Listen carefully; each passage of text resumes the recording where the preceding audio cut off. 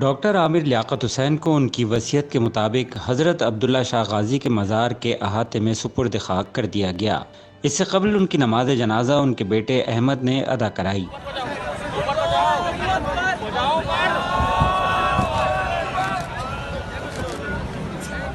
نماز جنازہ میں پاکستان تحریک انصاف کے رہنماؤں سمیت شہریوں کی بڑی تعداد نے شرکت کی۔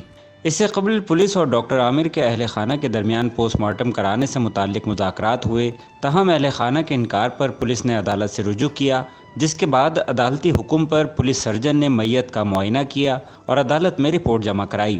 عدالتی احکامات کے بعد ڈاکٹر عامر لیاقت کی میت اہل خانہ کے حوالے کر دی گئی۔